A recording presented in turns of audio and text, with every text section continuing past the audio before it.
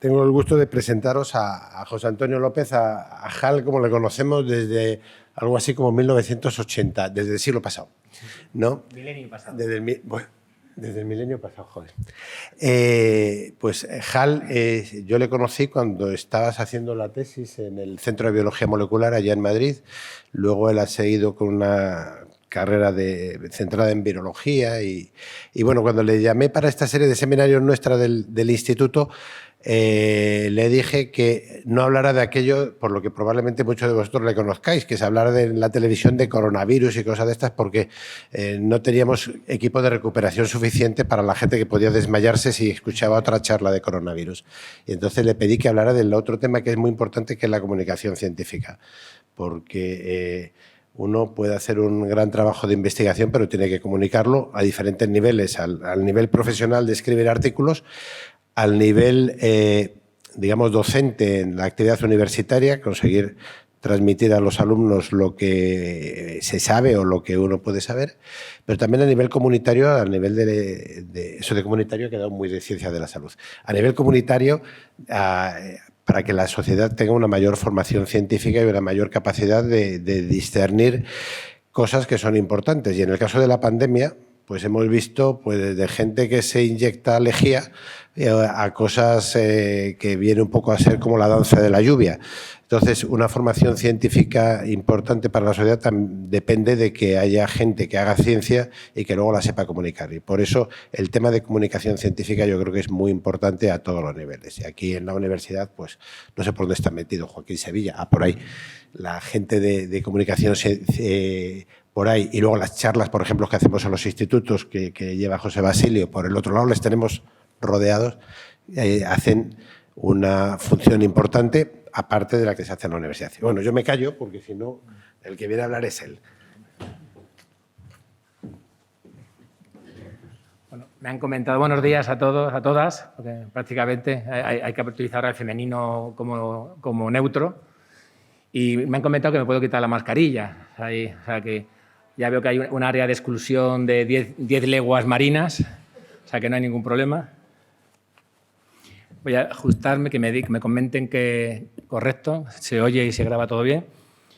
Bueno, pues efectivamente sí, en el milenio pasado ya, el CBM era todavía un instituto incipiente, llevaba un poquito más de una década funcionando y ahí estamos, desde entonces ha evolucionado bastante y ahora el Centro de Biología Molecular Severo Ochoa pues es la casa encantada de la colina del campus universitario de la Universidad Autónoma de Madrid, ahí en Canto Blanco. Y ahora lo que me une a ese centro de investigación es básicamente mi condición de director de cultura científica. Ya no como investigador, pues en mi grupo de investigación soy el director del grupo de neurovirología del Departamento de Biología Molecular, no del Centro de Biología Molecular, del Departamento de Biología Molecular de la Universidad Autónoma de Madrid. Y bueno, pues utilizamos las facilities, los servicios técnicos y científicos del CBM en buena armonía. Y ahí tengo mi pequeño grupo que, bueno, luego comentaré algo brevemente. Se ha diversificado en nuestro tema principal desde hace ya varias décadas.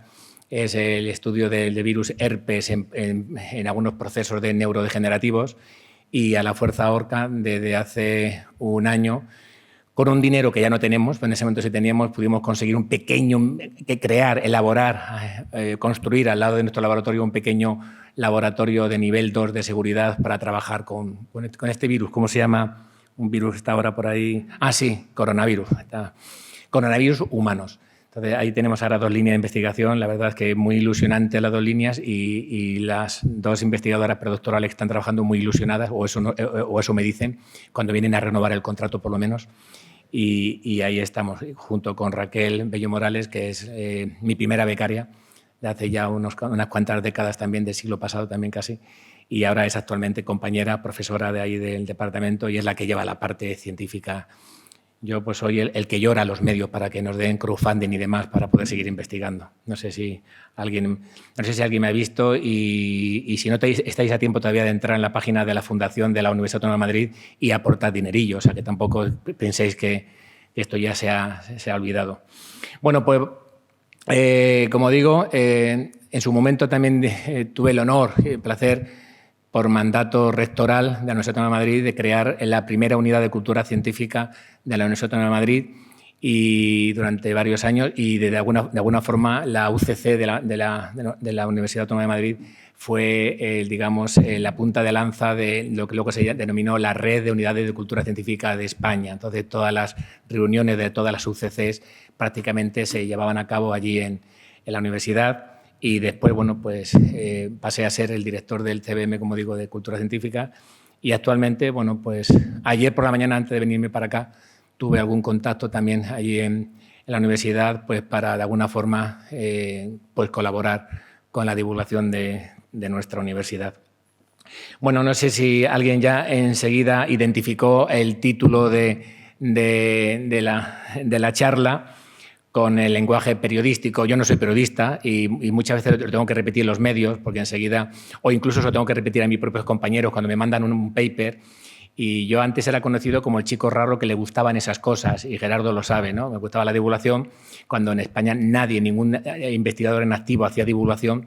Entonces yo era el chico que me veían a lo mejor en el ascensor. Hombre, Hal, ¿a ti que te gustan esas cosas? He publicado un paper y ya si eso te lo paso y tú si eso haces eso que tú haces. Digo, pues envolver el bocadillo, me imagino, ¿no? Con el paper. Digo, mándame 500 palabras en formato divulgativo que lo entiendan tus padres o tus hijos. Y yo, no, es que yo investigo en algo muy específico y eso no es muy difícil de...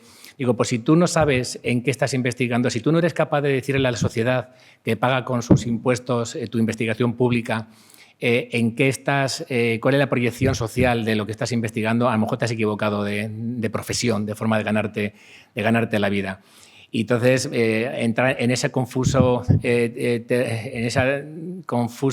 terreno de la divulgación científica desde la ciencia con el periodismo científico desde el periodismo, ¿no? Y ahí sí el lenguaje del why este, que no tiene nada que ver con Internet, es de las famosas 5 preguntas. Esto funciona. Bueno, sí. Las famosas 5 preguntas que sería algo así como ¿por qué, dónde, cómo, quién y cuándo ocurren los eventos, ¿no? No voy a hablar de periodismo, porque como digo no soy periodista, pero bueno, me sirve un poco como de introducción para realmente comentar la necesidad inherente de los científicos de alguna forma de tener que comunicar. No significa que todos los científicos nos tengamos que convertir, como en mi caso, en locutor de radio, tener programas en radio, o tener podcast, o tener blog, pero desde luego que dejemos de pensar que nuestra labor de comunicación social de la ciencia termina en atender, en asistir a muchos congresos, en poner muchos póster en muchos congresos o en publicar muchos artículos científicos. Hay vida más allá del paper, aunque por desgracia todavía el paper sigue siendo la moneda con la que nos evalúan desde todas las instituciones para nuestras proyecciones pues, laborales y demás, para nuestras promociones. Bueno, en cualquier caso, está claro que si la ciencia no se molesta en llegar a la pseudociencia, y eso ahora lo hemos vivido en minuto a minuto y en directo, porque la sociedad cada vez demanda más información minuto a minuto, y eso es bueno y eso es malo. Es malo porque de repente vemos que si hay una persona que muere por una vacuna, una persona entre 1 millón, de repente entramos en pánico cuando estamos vivos gracias al gran hito que ha supuesto las vacunas, y cualquier vacuna tiene un riesgo mínimo, pero un riesgo. Hay gente que desarrolló la poliomielitis por vacunarse contra la poliomielitis. Uno entre muchos cientos de miles, pero en el ámbito social, en el ámbito poblacional, epidemiológicamente hablando, eso hace que las epidemias y los virus se puedan erradicar, como la viruela o la peste bovina. Claro, a quien le toca ese 1 entre 1 millón, pues de poco le sirve el consuelo de que ha sido el agraciado en 1 entre 1 millón, ¿no? Pero bueno, lo que decía, que lo que no hagamos la ciencia por llegar a la sociedad ya lo hará la pseudociencia, como todos sabemos, y lo hemos podido vivir en esta... Este ha sido un gran caldo de experimental, la pandemia, donde hemos visto que han brotado virólogos. Digo, yo de repente, gente, digo, ¿de dónde estaban estos escondidos? Que yo llevo unas cuantas décadas yendo a congresos de virología y no he visto a ninguno de estos. Han salido muchos expertos, muchos epidemiólogos, muchos virólogos, muchos divulgadores científicos, como los champiñones, ¿no? Después de las lluvias de otoño. En cualquier caso, la labor de comunicación de la ciencia, como digo, de comunicación social de la ciencia es algo que sinceramente, y no diré lo que estoy pensando porque me están grabando, pero que ha sido un hándicap siempre para los que hemos sentido pasión por la divulgación. Bueno, voy a dejar alguna clave, como que en algún momento, en alguna valoración de proyectos de investigación, se me haya valorado negativamente el hecho de que, y decía textualmente alguno de los referees, el IP es un conocido divulgador científico. Esto claramente va en detrimento de su capacidad como investigador. Pues este tipo de excusa a la hora de rechazar un proyecto, pues claro, luego vete tú a tus compañeros, a esos que te decían, Hal, a ti que te gustan esas cosas, tú que eres de esas cosas, diles que divulguen, ¿no?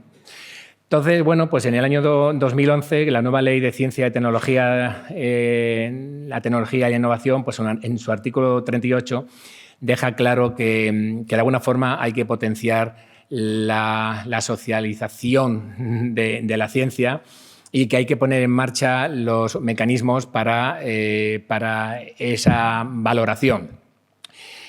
Proponen incluir eso, la cultura científica, la tecnológica y sobre todo la innovación.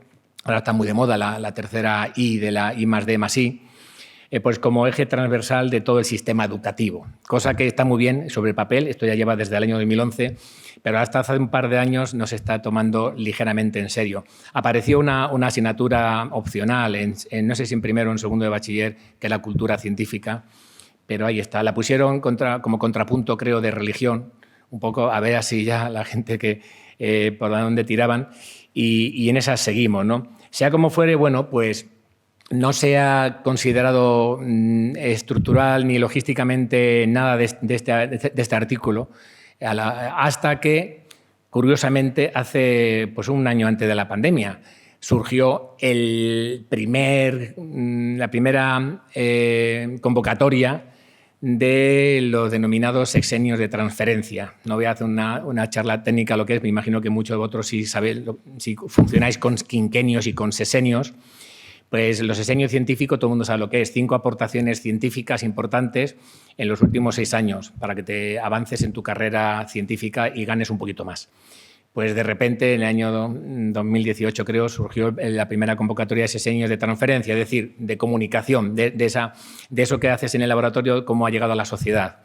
Y de repente aquellos de Hal, tú sí eso, que haces esas cosas, a ti que te gustan esas cosas, si eso, me haces eso y eso, de repente ya dejaban de ser tan inespecíficos y me llamaban por teléfono. Hal, ¿no recuerdas que hace 5 años en tu programa de Radio Nacional de Hombros Entre Probetas me hiciste una entrevista por lo que hacíamos en el laboratorio y tal?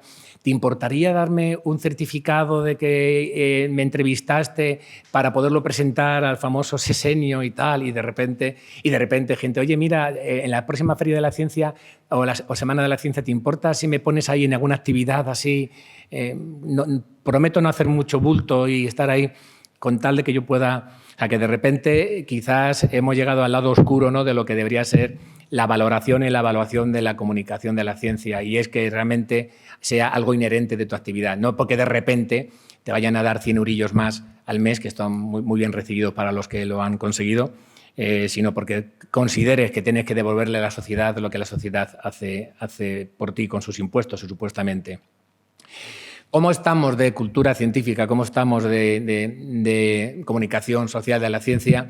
Pues eso es una pregunta a la que trata de responder una encuesta, no se dice bianual, cada 2 años. No sé si cada 2 años bianual o bianual es 2 veces al año, no tengo muy claro. Pero vamos, es una encuesta cada 2 años de la Fundación Española de Ciencia y Tecnología, a más de 8.000 personas. Vamos, el manual de la encuesta son como 800 páginas, es tremendo, con muchas gráficas.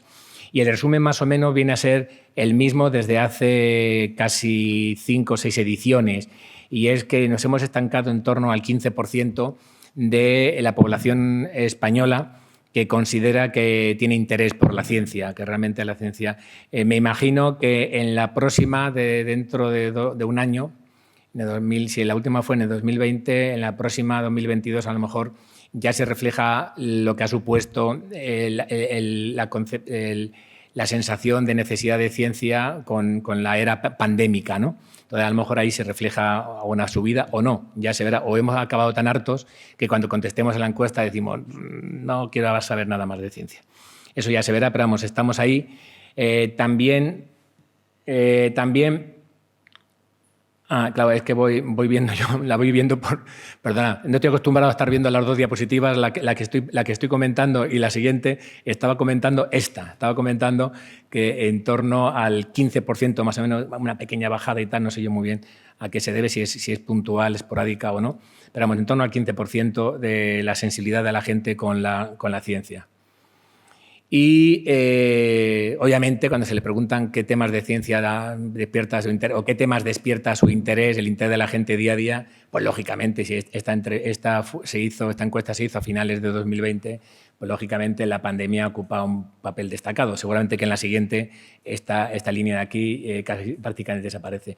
Lo importante es ver que la ciencia y tecnología pues, ocupa un papel muy por debajo del cine, de la política, y con la que está cayendo, pues no me extraña, de los deportes, en fin, de un discreto papel en nuestras vidas como preocupación día a día.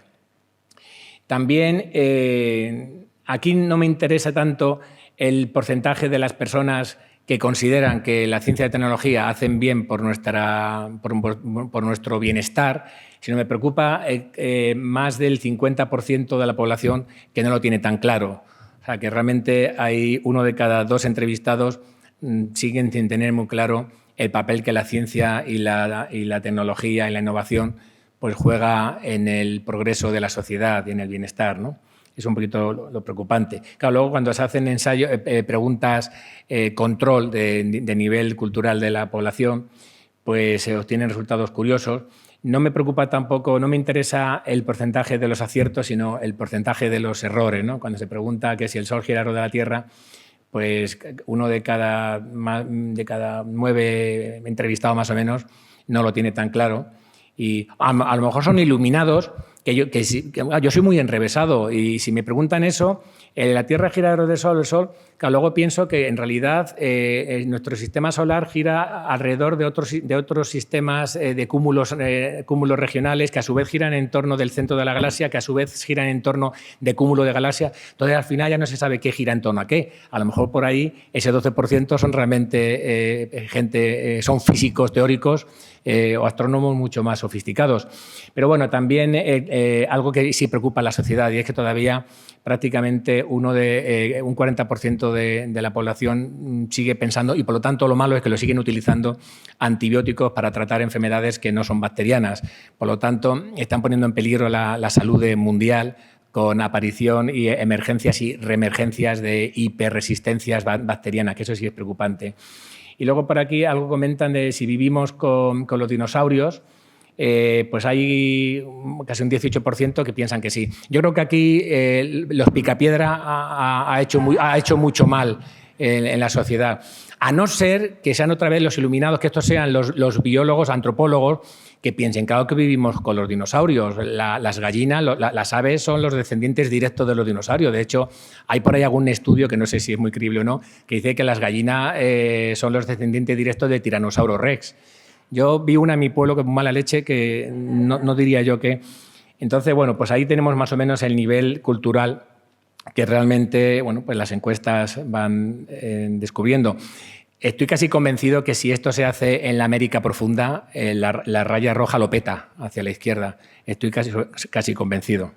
Sobre todo cuando hablan, si se preguntan algo sobre evolución y demás, que si el ojo del calamar, que si el diseñador inteligente, esas cosas, seguramente que esas líneas que hemos visto hubieran fluctuado mucho. ¿Dónde nos informamos de ciencia? Pues cada vez más, a medida que avanzan las encuestas cada 2 años, se tiene claro que Internet ya hemos pasado de la caja tonta a la pantalla tonta. Ya Internet, y hay gente que lo que no está en Internet. Y además es curiosamente porque mucha gente que me hablaba de que si el virus no existía, que si tal, que si beberse la sustancia milagrosa mineral esa rara, dióxido de cloro, que nosotros trabajamos con él como desinfectante, no como antiviral, que eso, y toda la respuesta clara dice, es que esto está en Internet. Oiga, usted no puede negar esto porque yo esto lo he leído en Internet. vale, entonces ya sí, entonces ya tiene rigor científico. Y la televisión está quedando en segundo lugar, y la radio, que es el medio donde yo más estoy, exceptuando estos 2 últimos años, es donde más sigo colaborando desde hace ya 20 años. Desde que me quedé sin trabajo como investigador, después de sacar mi plaza de titular, me sentaba en el sofá de la entrada al Centro de Biología Molecular esperando a que alguien se apiadara de mí o me echara algo de comer. Y mientras tanto, pues alguien me dijo, oye, pues escribe un libro de divulgación, tú que te gusta este tipo de cosas. A ti que te gusta eso, si eso haces eso y escribes un libro. Y escribí un libro sobre transgénico. Parece que gustó, no sé si el libro o el título, que es un transgénico y las madres que lo parieron. Me llamaron de Greenpeace enseguida para pensar que me habían captado para la causa, cuando les dije que el título tenía rigor científico, porque para hacer un ratón transgénico hacían falta varias madres, la que producía los embriones, luego lo manipulaba y luego la que recibía los ovocitos manipulados. Entonces, vale, ya nunca más sabía de la asociación. Me llamaron en Radio Nacional para entrevistarme y de eso hace 20 años y ahí sigo colaborando con ellos. Pues, y dentro de Internet, de la tabla tonta, pues obviamente ahora en las redes sociales es tremendo. O sea, ahora mismo, de hecho, creo que el primer mensaje sobre la caída de las Torres Gemelas se dio no sé si fue un tuit, creo, antes de salir en los principales medios, incluso radiofónico, televisivo, que son también inmediatos. Y bueno, como curiosidad, ya entroncando un poco en esa difusión que he dicho antes, lo que no hagamos los científicos lo van a hacer los pseudocientíficos. Los pseudocientíficos tienen mucho terreno ganado, porque si tú me preguntas cómo te puedes tratar un cáncer, pues como científico, incluso a un médico te va a decir pues que hay unos tratamientos que son dolorosos y que no son 100% efectivos y demás. Si vas a un canalla sinvergüenza, no voy a dar nombres porque luego me denuncian, son gente que gana mucho dinero, mucho científico y tiene un gabinete de abogados que te meten en problemas luego legales si se te ocurre decir lo que es obvio y lo que estás viendo. Incluso hay gente que está denunciada, que tienen querellas casi criminales por estafa y por robo y por atentado contra la salud, que siguen querellándose con científicos por decirlo y dar nombres. Y ponen en peligro porque yo no tengo dinero para costearme un gabinete científico. Ellos tienen gabinetes científicos. Entonces, pues esta gente te va a decir que tiene la solución perfecta, indolora y demás y tal, y que es relativamente barata y tal. Que si te tomas el calanchoe, que es una planta que es tóxica, si te tomas mucha porque produce obstrucción intestinal, y lo digo por una medio pariente mía, que falleció de cáncer y desesperada, yo no me enteré, desesperada pues recurrió a esta planta y alguna cosa más. O que te tomes el MMS y el tío va y delante de ti pues se va a echar un poquito en la boca para que veas que es inocuo, que es dióxido de cloro y tal, y eso es fenomenal. Y dice, ¿contra qué? Dice, contra el cáncer. Ya, pero yo tengo cáncer de tal. Sí, también. Y también contra el otro, también. Y es que tengo también un uñedo. Es contra eso también. Y un amigo mío tiene SIDA. Es contra eso mejor. Y contra el ébola también salieron. O sea, que realmente, la desesperación ante una enfermedad tremenda y luctuosa es muy vulnerable a este tipo de iluminados que no tienen que demostrar nada. Y por desgracia, durante la pandemia, algo que hemos demostrado, algo que hemos tenido que hacer los científicos es tener que ir siempre detrás de la gente que de repente decía que la vacuna producía esterilidad. Me llaman por teléfono, oye, que ha dicho un señor que la vacuna produce esterilidad. Digo, a mí qué puñeta me importa. Preguntarle por qué lo ha dicho. Preguntarle, tengo que ir yo detrás aportando datos científicos de que ese señor se lo ha inventado porque ha tenido una borrachera esta noche y ha soñado eso. Preguntarle a él en qué artículo científico lo ha visto o en qué revisión. No podemos ir los científicos detrás de los mensajes que por desgracia se hacen virales, hacer la prueba, poner la burrada más grande que queráis en Twitter y decir que eso lo habéis visto en estudios serios americanos, científicos serios americanos, tenéis que decir serios, si no, no vale. Científicos serios americanos han demostrado que la vacuna de Pfizer te hace aparecer un color verde. Y pongo este ejemplo porque una chica, una divulgadora científica del CBM, lo hizo y empezó a aplicarlo. Empezó a decir que se activaba una enzima y tal, que generaba algo parecido a la GFP, a la fluorescent, green fluorescent protein y tal, y puso alguna imagen trucada de alguien con la pigmentación más verde y tal, y dijo que eso era por la vacuna de Pfizer. Y a las 2 horas tenía ya 40.000 retweets o algo así. O sea que entonces eso se puede hacer. Y luego el problema es ir los científicos detrás intentando demostrar que eso ha sido obviamente una iluminación de alguien. Bueno, pues curiosamente se mantiene alto la confianza en las vacunas, pero lo que me preocupa, me preocupa y me alivia un poco ver porque algo tan tremendo como la homeopatía, que no sé si todos sabéis, tenéis claro lo que es agua. Es agua con azúcar, es el agua más cara de la historia. Es una burbuja de agua. Los productos homeopáticos más caros son supuestamente lo más diluido, porque ellos dicen que son los más activos. Entonces, te encuentras un producto que tiene una molécula que sería una burbuja del tamaño de la Vía Láctea, de agua, y dentro una molécula de lo que sea. Entonces, eso te lo venden caro porque dice que eso está mucho más activado, que eso es un producto mucho más fuerte, ¿no? Y si no, os convino a que miréis en Internet lo que se llama, además le ponen nombres en latín para que parezcan productos más serios, como por ejemplo Murus berlinensis. Murus berlinensis, la tenéis en una dilución 10 a la menos 30, imaginad lo que significa eso, más allá del número de Avogadro, o 10 a la menos 100, que ya es algo impensable, sería una molécula en una esfera casi del tamaño del universo, una cosa rara, y se vende por, no sé si son 1.000 libras o algo así. Bueno, pues ya os lo digo, lo adelanto. Murus berlinensis supuestamente es un medicamento, no, es una cosa contra la sensación de aislamiento, de soledad y tal que se tienen después de las vacaciones. Supuestamente consiste en ralladura del muro de Berlín, y ese polvillo cae en agua y eso lo diluyes 10 a la 100, 10 a la menos 100. Y eso se vende por 1.000 libras y ese es un producto que lo podéis mirar y lo podéis, si queréis, comprar y regalar, hacer unas gracias a unos amigos a un buen precio, eso sí. O bueno, el Reiki. El Reiki, que supuso la científica más joven de la historia, que publicó un PNAS, una revista que algunos envidiamos de vez en cuando con publicar, ¿verdad?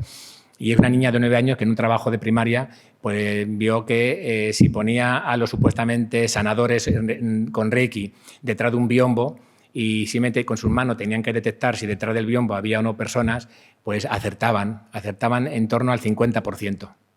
O sea, que no está mal. Si fuera una vacuna, estaba ahí en el límite de lo aceptable, pero estadísticamente es azar, puramente azar. Sin embargo, pues se siguen ofreciendo tratamientos con Reiki y tengo una amiga mía que, bueno, pues la pobre pues tiene esa limitación a la hora de discernir y que sigue confiando en el Reiki porque dice que haya... Y además, la pseudociencia funciona mucho por el a mí me funciona. El a mí me funciona o a mi cuñado le funciona, todo eso junto, eso funciona y tal, ¿no?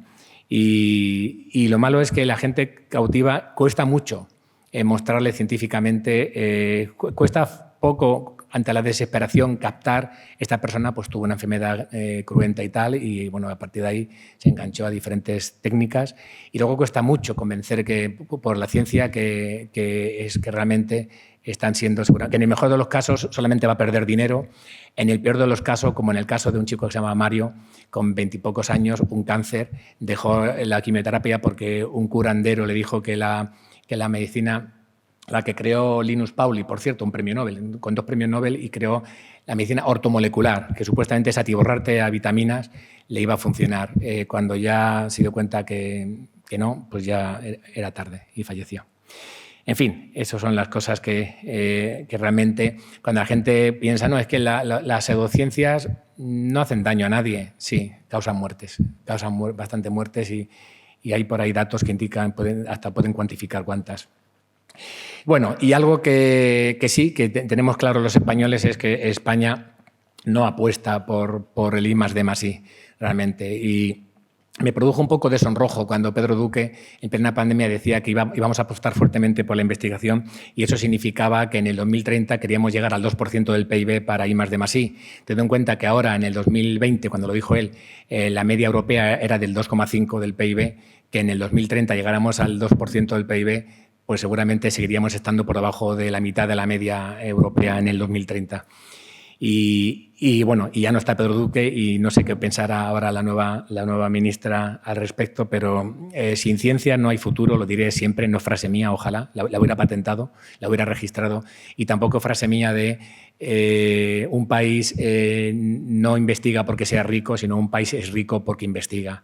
Lo que sí es frase mía y está registrada de mi programa que termino siempre entre probeta, los martes a las 9 de la noche en Radio 5, entre probetas, es el mantra de contra charlatanes y pseudociencia, lean ciencia, escuchen ciencia, vivan ciencia. Pues con eso terminamos el programa y eso sí es mío. Como digo, si la ciencia no se molesta en llegar, ya lo hará la pseudociencia. Y aquí tenemos a alguien que pues, habla del Kalanchoe, habla del MMS, ya os lo comentaba antes, y la verdad es que son grupos con mucho poder.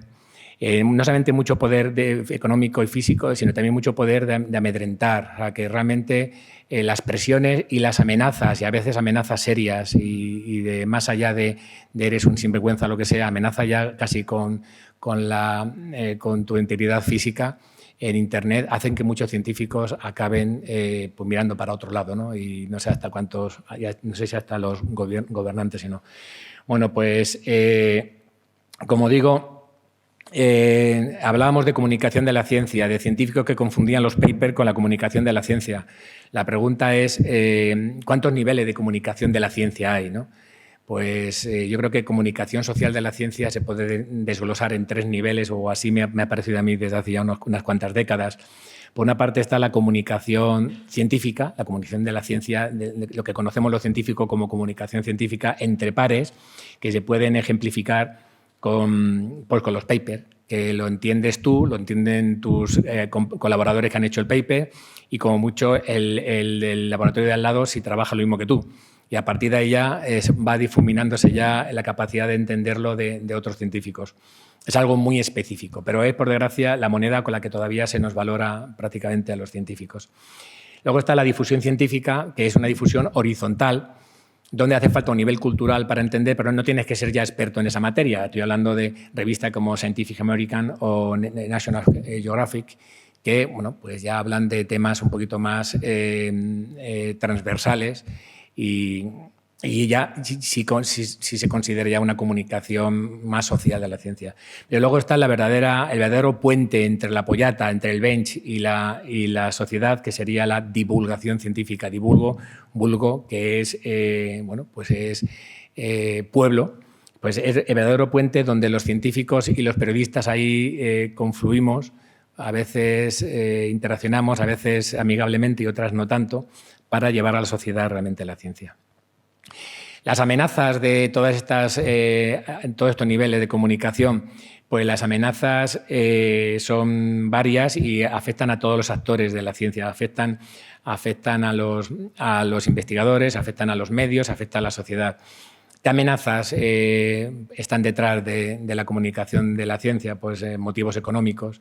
Este señor, no sé si alguien la ha identificado, es Andrew Wakefield, no sé si por el nombre ya sí os suena, pues es el sinvergüenza médico, que ya no es médico, le quitaron la licencia, que en 1989 creo publicó un Lancet, que luego fue rechazado, diciendo que la vacuna triple vírica producía autismo. Se descubrió que tenía un negocio con unos abogados para denunciar a todos los médicos, a todos los pediatras que ponían vacunas cuando aparecía un niño con autismo.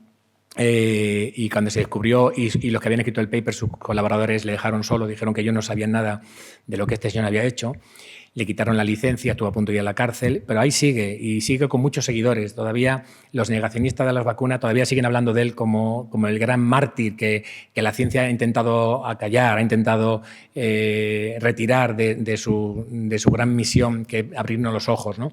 Y llena salas, y seguro que le pagan más que a mí los 15.000, 20.000 euros, ¿no?, que me vais a dar por estar aquí hoy, pues comparado con él, nada, es una calderilla. O sea que realmente, y ahí siguen. ¿Y por qué? Pues por motivos económicos, fama. Alguno que dijo que había clonado ya embriones humanos, no sé si soy yo el que hace esto, sí, soy yo, Jutsu Juan, Juanito para los amigos, un profesor, un investigador de la Universidad de Seúl, pues decía que había clonado y demás, y luego se demostró que era mentira. Ahí había motivo de fama, de competencia, de también presión social en los medios. Hay que vender periódicos, hay que vender audiencia.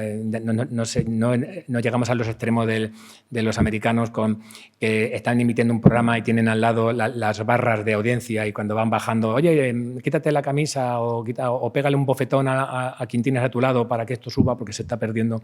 Pues eso también hace que se digan y se divulguen y que sea más importante anunciar el hombre que ha mordido a un perro que un perro que haya matado a 10 hombres, ¿no?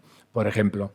Pues bueno, pues estos motivos, como digo, permea en la sociedad, permea en la ciencia, permea en los medios y, como digo siempre, en la ciencia, por desgracia, ningún resultado tiene por qué ser definitivo, mientras que en la pseudociencia, pues Samuel Hasselmann hace 200 y pico años dijo que si diluías una cosa, que lo similar cura lo similar, que si diluías pústulas de un señor enfermo de peste, me lo estoy inventando, hasta más allá del número de Avogadro, pues que eso curaba y no causaba enfermedad, eso es la homeopatía. Y Hasselmann fue un visionario y curó. Hasselmann salvó muchas vidas. Pero claro, la salvó ¿en qué contexto? En el contexto que en el o te daban agua como medicamento o te hacían una sangría y te llenaban el cuerpo de sanguijuelas o cosas así para sacarte los humores y te mataban. O sea, que en aquella época lo más sano era ir con una enfermedad al médico y decir, mire, no me pasa nada, no me pasa nada, me quedo en casa. Entonces, los tratamientos con agua, pues proporcionalmente daban más porcentaje de supervivencia que los tratamientos. Pero de eso ya hace ya unos cuantos siglos y la cosa ha avanzado, pero el tratamiento de Hasselmann para hacer los productos homeopáticos, de tener que agitar en todos los ejes, además formando una cruz, me imagino que eso tiene algo que ver, la cuestión ya espiritual, para activar supuestamente la sustancia madre, la materia, tiene un nombre, el tinte madre, pues eso sigue siendo actualmente así. Y las empresas que hacen homeopatía pues tienen así. Lo que no sé si ponen algo o no ya, porque da igual, si al cabo de 30 diluciones ya no va a haber nada, pues pueden partir directamente de agua y el resultado va a ser el mismo. Pero ahí sigue funcionando. Bueno, pues como digo, todo esto da lugar, todo lo que la ciencia no permea lo hace la pseudociencia y da lugar pues, a muchos bulos y a muchas estafas. Pues aquí tenemos a los que promueven la sustancia milagrosa mineral, que aunque está prohibida en España y aunque su uso y su difusión está prohibida y está penada, pero debe dar más rendimiento, más beneficios que la multa, ¿no? Es como aquel que estaba haciendo pis en la puerta de un ayuntamiento y le dice, oiga, le voy a poner una multa de 100 euros por hacer pis. Y dice, pues mire, le doy 200 y le convido a que usted también haga pis, ¿no? Pues yo creo que algo así ya deben pensar. Que ¿cuánto vamos a ganar al año? 3 millones de euros. ¿Cuánto es la multa por no sé qué? 500.000 euros. Pues me compensa. En fin, no lo sé. Realmente es algo que desde la ciencia no entendemos muy bien cómo no se persigue realmente a todos los pseudoterapeutas que ponen en peligro la salud humana pues con estas prácticas realmente alejadas del rigor científico, ¿no? Y claro, llegamos a la pandemia y la pseudociencia pues también hizo acto de presencia y por desgracia no hace mucho perdí a una buena amiga pues porque siguió el consejo de un ser muy querido que era era negacionista, decía que no, que lo que ella tenía era un catarro mal curado, mal tratado y al final ese catarro maltratado le costó la vida a esta persona. Y bueno, pues son cosas que lo puede decir alguien en un bar, pero el que lo diga alguien con cierta influencia pública debería tener una consecuencia. O sea, que deberíamos aprender que no podemos... Como medio de comunicación no debemos acercarle el micrófono a todo el mundo que tiene una barbaridad por decir. Algo que también decimos en mis programas es que el principio de opinión en los medios de comunicación tiene que estar supeditado al principio de autoridad. No pueden decir, vamos a hacer un debate, vamos a llevar, me pongo yo por ejemplo, porque me ha ocurrido no hace mucho, a un virólogo que lleva 40 años investigando que algo de virus sé, algo, y vamos a poner en otro lado. Me quisieron hacer discutir en un debate con la presidenta de la Asociación de Damnificados por la Vacuna del Papiloma. Y yo comentaba, ¿y cuántos son en esa asociación? Porque que yo sepa, no ha muerto nadie en España. Murió una chica con la vacuna, pero murió porque generó una alergia y el pediatra, una negligencia pediátrica, le puso la segunda dosis, ¿no? Y entonces murió de un choque anafiláctico y tal. O sea, que no fue por la vacuna, fue porque tenía una alergia. Pero entonces, ¿qué vamos a ir los dos? La gente que va a ver en un debate en televisión, un señor así calvo y feo, porque las vacunas, porque tal, no sé qué, porque obviamente no se puede saber cuántas mujeres viven gracias o no han tenido un cáncer de cuello de útero por la vacuna, aunque se estima que son millones de ellas. Y claro, no puede haber una asociación de las mujeres salvadas por la vacuna del papiloma, porque claro, no se sabe quién se ha curado, quién se ha salvado del cáncer, ¿no? Y cuántos hay, y la otra señora, bueno, mi hija lo pasó mal y tal, no sé qué, me lo estoy inventando, o tal persona, porque la gente al final lo que ve son dos opiniones respetables. Entonces, en ciencia, en comunicación de la ciencia, los medios tendrían que cuidarse para acercar el micrófono a las personas que tienen autoridad para dar una opinión.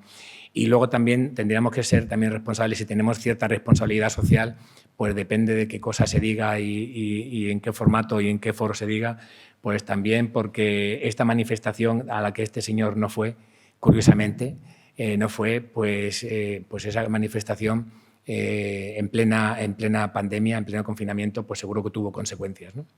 En fin, y qué decir de si el negacionismo viene de gente con poder, ¿no? Al día siguiente de que este señor dijera que había que inyectarse lejía o tomar lejía y tal, al día siguiente murieron 180 personas. Las malas lenguas me dicen, Hal, eso es selección natural, pero todas las muertes son tremendamente tristes y claro, cuando te dice algo tu ídolo, en el que confías ciegamente, pues pueden ocurrir cosas muy adversas. Bueno, voy a ir rápido porque eran los mensajes que quería dar. Simplemente decir eso, que la ciencia pues tiene, y los científicos tenemos que empezar a abrir puentes con la sociedad. Sabemos que el paper es la moneda de pago o la moneda de evaluación, pero simplemente comentar que los lenguajes de un paper, el lenguaje es decir, los lenguajes de la comunicación de la ciencia con los lenguajes de la divulgación de la ciencia son distintos. En un artículo periodístico, pues en el resumen del artículo periodístico no tienes que decir todo lo que has hecho. En un abstract de un paper, prácticamente leyéndote el abstract ya sabe lo que se ha hecho. Hay una frase que es la introducción, hay dos frases que es la metodología, hay dos frases más que es los resultados, hay una frase que es la discusión de esos resultados y hay una frase final en todos los abstracts que dice, y con esto vamos a curar el cáncer, ¿no? O así, con esto se van a generar nuevas terapias contra. Ya tenemos todo. En un lenguaje periodístico, no. En lo que se llama la entradilla es eso, una entradilla. Y el cuerpo del mensaje no es lineal. En un paper tú vas leyendo, estos resultados nos llevan a esto, estos resultados nos llevan a esto y así consecutivamente. En un lenguaje periodístico, si haces eso, te leen solamente el primer párrafo. Tienes que ir alternando la historia lineal con anécdotas paralelas para no perder siempre la atención del lector, ¿no? Realmente son lenguajes distintos que también habría que cultivar de alguna forma.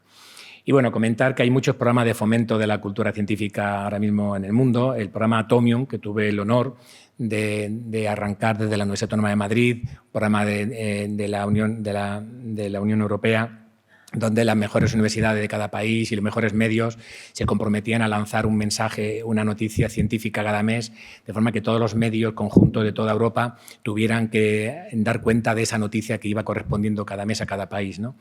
Y también los European Euroscience Open Forum también de cultura científica, en el año 2008 creo que tuvo lugar en Barcelona, cada 2 años, y es un foro internacional de cultura científica y otros programas internacionales.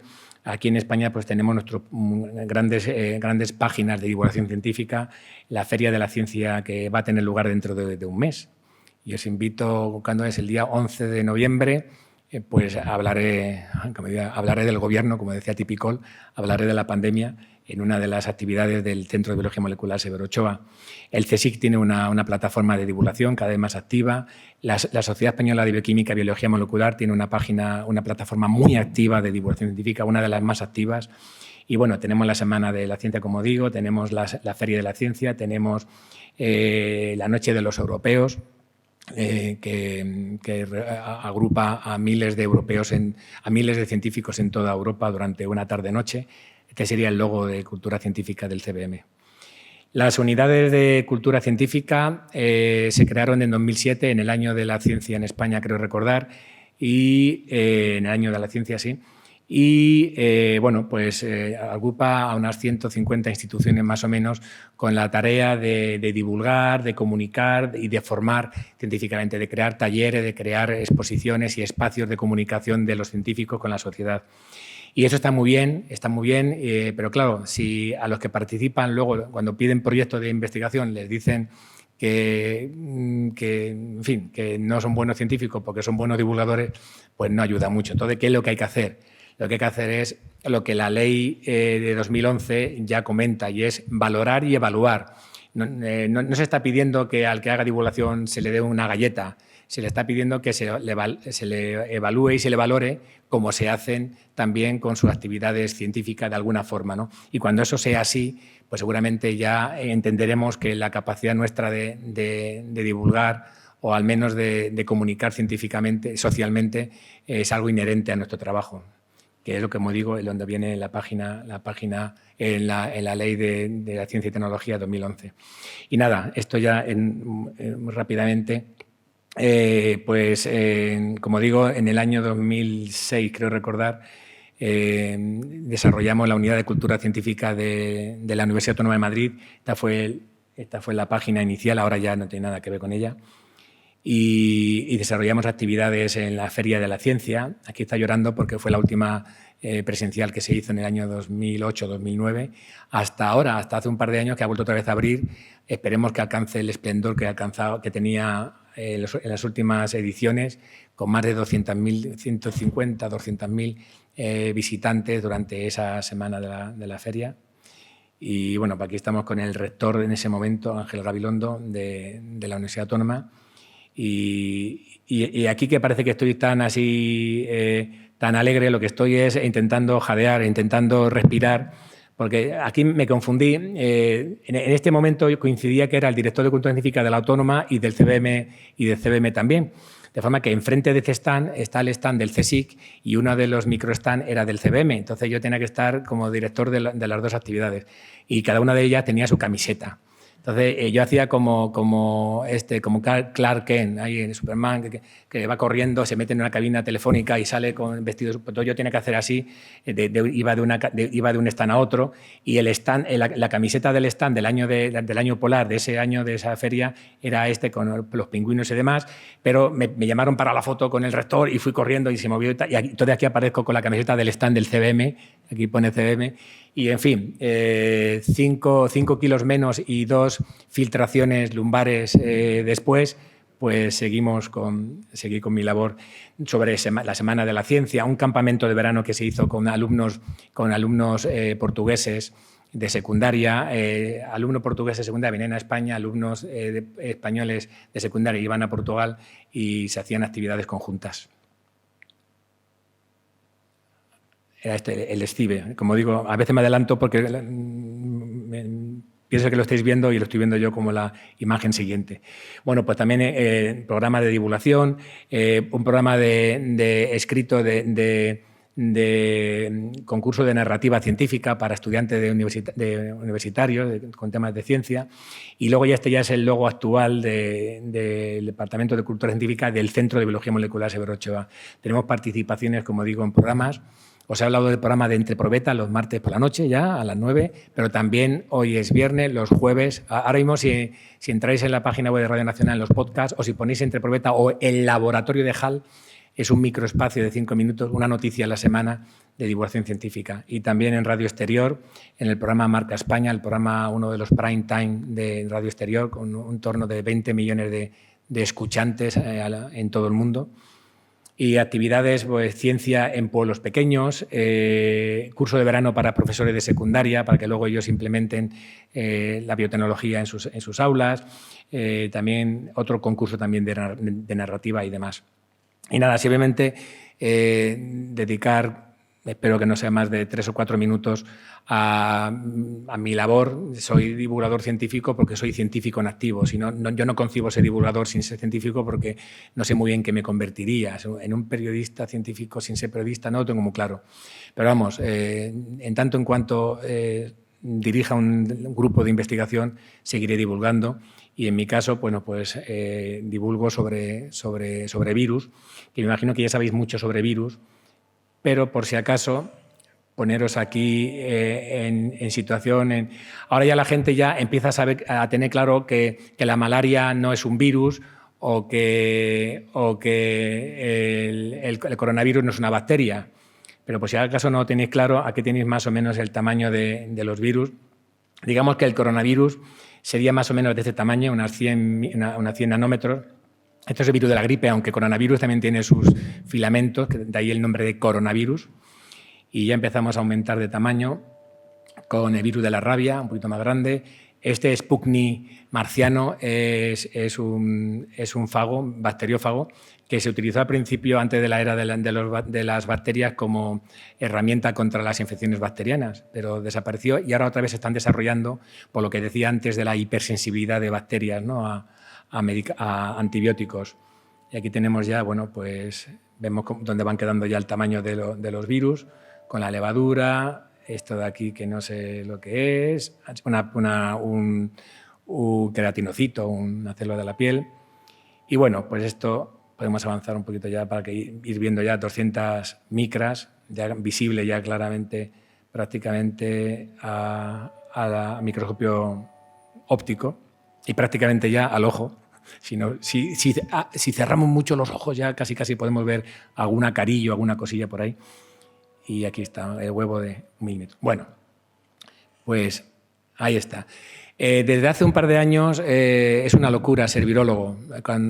Hasta hace un par de años la taxonomía vírica terminaba en familia prácticamente. Había un par de órdenes, mononegavirales, nidovirales, y ya empezaron a aparecer algunos órdenes más, los herpes virales, pero de repente decidieron en el Comité Internacional de Taxonomía Vírica que aunque los virus no son seres vivos, pero iban a tener el privilegio de tener su propio dominio, su propio reino, sus propios filum, sus propios clase, orden, todo como si fueran seres vivos. Y ahora la virosfera es una locura.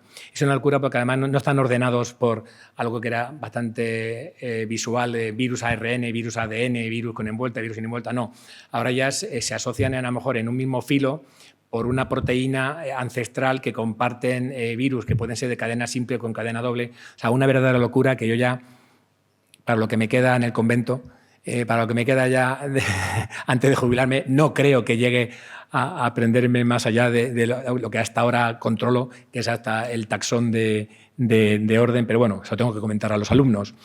En el año 2019 ya de los 10 temas que preocupaban a la OMS de salud, pues lo que veis aquí tienen algo que ver con virus.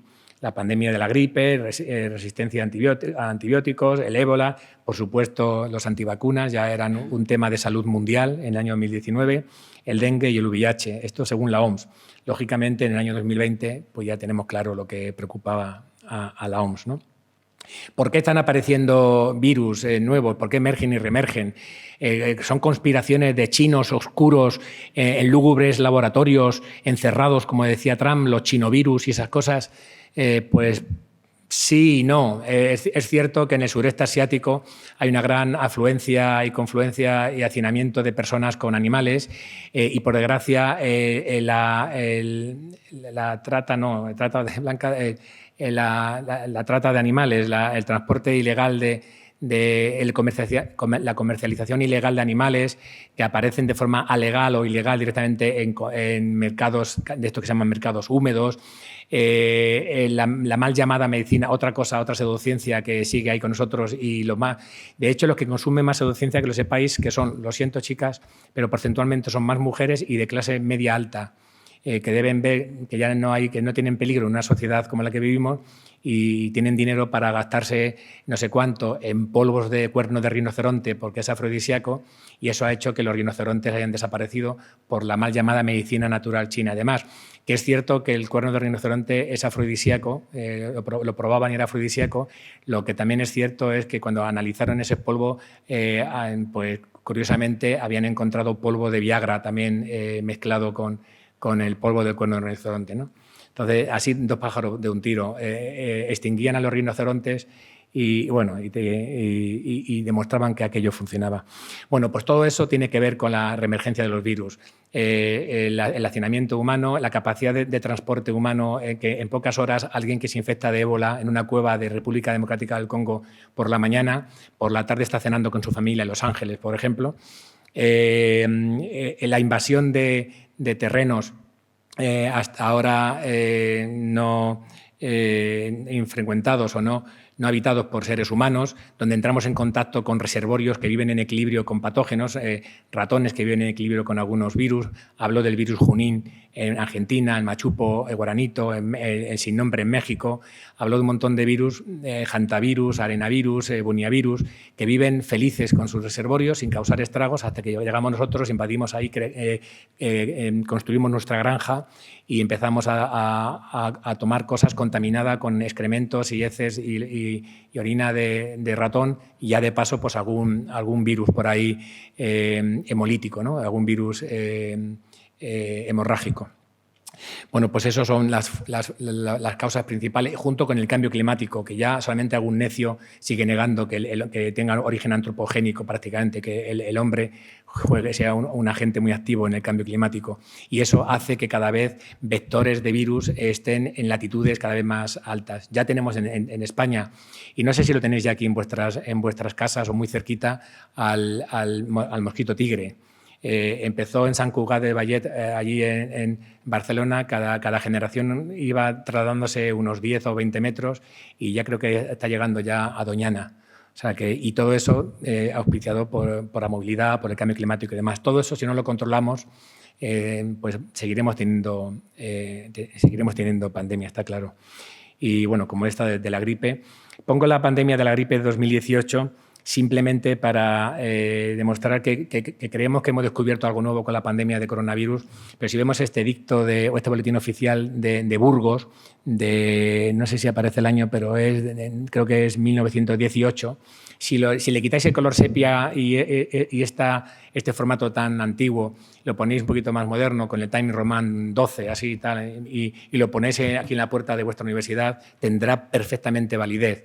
Habla de la higiene, habla del distanciamiento social, habla de la mascarilla y todo. O sea que no hemos descubierto nada nuevo en cuanto a control de pandemia. Y por desgracia seguimos sin aprender nada nuevo, porque está ya pasando la pandemia. Bueno, está pasando, ya veremos.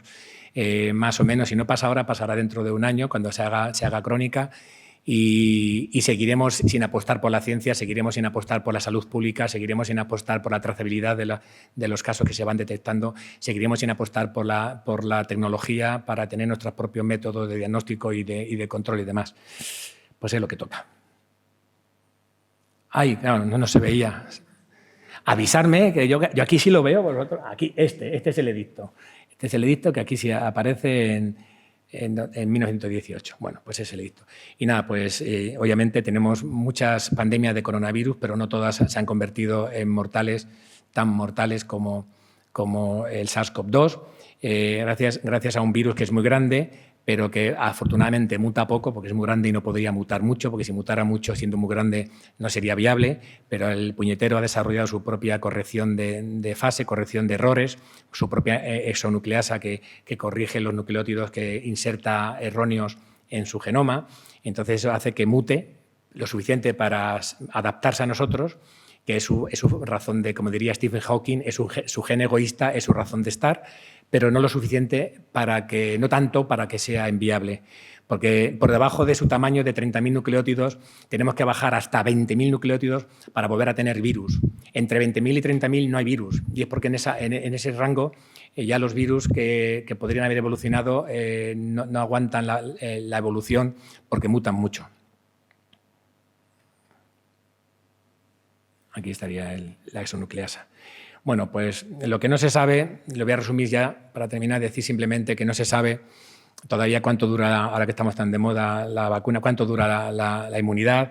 se sospecha que se está perdiendo en nuestros mayores, pero todavía sigue siendo lo suficientemente elevada en Occidente para que nos siguiéramos planteando el vacunar al resto de la población mundial, algo que no estamos haciendo. Por lo tanto, vamos a poner la tercera dosis, dejando de lado el programa COVAX de vacunación mundial, que hará que el virus siga macerando y siga evolucionando en terceros países y nos siga amenazando desde fuera. Eso porque se generarán variantes. Las variantes que más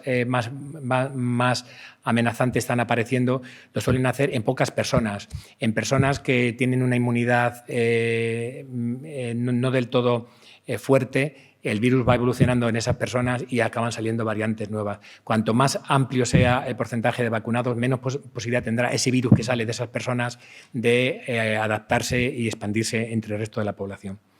Pues aquí tenemos a los coronavirus, para los que dicen que no existe porque nunca lo han visto. Pues sí, yo tampoco he estado nunca en Siberia, pero juraría que existe, ¿no? Y algo curioso, y es que le hemos dado el premio Princesa de Asturias a los ideólogos, a los que han desarrollado las técnicas de ARN que han dado lugar a las vacunas de Pfizer y Moderna y demás. Todo el mundo pensábamos que le iban a dar el premio Nobel este año, pero no. Se lo han dado a Julius y a Pataputian por determinar algo que es muy importante, que si nos acercan un mechero retiramos la mano. Eso tiene un proceso neuronal y fisiológico importante y ellos lo han descubierto, y detrás de eso pues hay mucha investigación. Lo voy a dejar aquí. Ahora iba a hablar de la investigación en mi laboratorio, pero lo voy a dejar porque, bueno, si alguien quiere preguntar algo más concreto, puedo hablar. Llevamos ya 20 años hablando del papel de los virus herpes en posibles procesos neurodegenerativos como el Alzheimer, y ahora en mi laboratorio la esclerosis múltiple. Y hemos descubierto algo muy importante, y es que el virus herpes infecta a los oligodendrocitos, a las células que protegen a los nervios, cuando se diferencian, cuando maduran. Algo que pensábamos que era fenomenología. Cuando los puse en el Hospital de Parapléjicos de Toledo, uno de los médicos se quedó mirando y dice: no sabe lo que estás diciendo, ¿verdad? Digo, no sé qué he dicho y tal. Y dice: es que nosotros llevamos ya años intentando averiguar por qué los oligodendrocitos inmaduros que se van formando para cubrir las bajas de los oligodendrocitos que mueren por la enfermedad, cuando van madurando van degradándose y van muriendo. Y ahora tú nos dices que has visto que un virus que tenemos en el sistema nervioso, prácticamente el 80% de la población, podría estar detrás de eso. Y por ahí estamos investigando. Y era un vídeo muy bonito, pero no voy a comentar. Aquí simplemente tenemos el virus marcado con una proteína fluorescente, y al final vemos que al cabo de un día de infección la célula se ha convertido en un gusilú. Y curiosamente no revienta. No sabemos por qué el virus no lisa la célula, seguramente porque hace falta otra célula cerca para que el virus pase de célula a célula. También estamos investigando antivirales que sean capaces de entrar en el cerebro, antivirales que ya existen en medicina, como el ácido valproico, la valpromida, la valnoctamida, y que ya se utilizan en enfermedades convulsionantes y que son antiherpéticos para intentar llegar al sistema nervioso central. Y como he dicho, por supuesto, pues ahora llevamos un año investigando varias líneas con coronavirus. Antivirales, por una parte, con antivirales polímeros naturales aniónicos, también compuestos químicos que nos proporciona el Instituto de Química Orgánica del CSIC, Bernardo Radón, gran compañero, y también viricidas. Y ahí entra el dióxido de cloro, que me han puesto a parir en las redes porque dicen que me he vuelto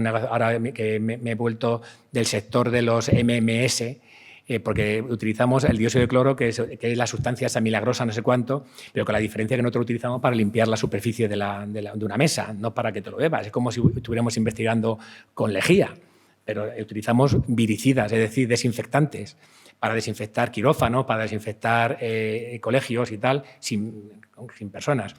Y parece ser que los conceptos se diluyen mucho en las redes y en algunos compañeros que luego te atacan con otros motivos que, en fin, que eso después de la segunda cerveza que luego me vais a ofrecer, si queréis me explayo, pero bien. Y bueno, pues hemos tenido un año bastante productivo. Esta es la productividad. En menos de un año, pues mi pequeño grupo de 2 becarias predoctorales y una profesora a tiempo parcial, porque el otro tiempo tiene que dar clase, pues hemos sacado unos 12 o 13 artículos en revistas internacionales de Q1, que se llama. Aquí tenemos la referencia de ellas. Y termina con una reflexión, con esta de aquí. Nos preguntamos que el hecho diferencial de España, ¿no? España, pues hay un hecho diferencial que podemos estar orgullosos de muchas cosas, pero de nuestra capacidad como producción de ciencia también para el dinero que se invierte. Tenemos de los mejores científicos del mundo en proporción a los euros gastados para su formación. ¿Y cuántos euros gastamos en la formación de nuestros científicos? Aquí tenéis una comparativa. Este es el presupuesto del Barcelona, del Fútbol Club Barcelona, con respecto al CSIC, al presupuesto del CSIC anual. Esto es el Real Madrid con el presupuesto del Real Madrid con respecto al INTA, al Centro de Astrobiología, o el Atlético de Madrid con respecto al Carlos III, que es donde están investigando la pandemia precisamente. Si nos vamos a Francia, el equivalente al CSIC sería el CENS. Este es el presupuesto del Paris Saint-Germain, que creo que es el club con más presupuesto del mundo, uno de los más presupuestos del mundo, con respecto al centro de investigación. Aquí tenemos al INSERM, que sería el Carlos III, con respecto al Mónaco.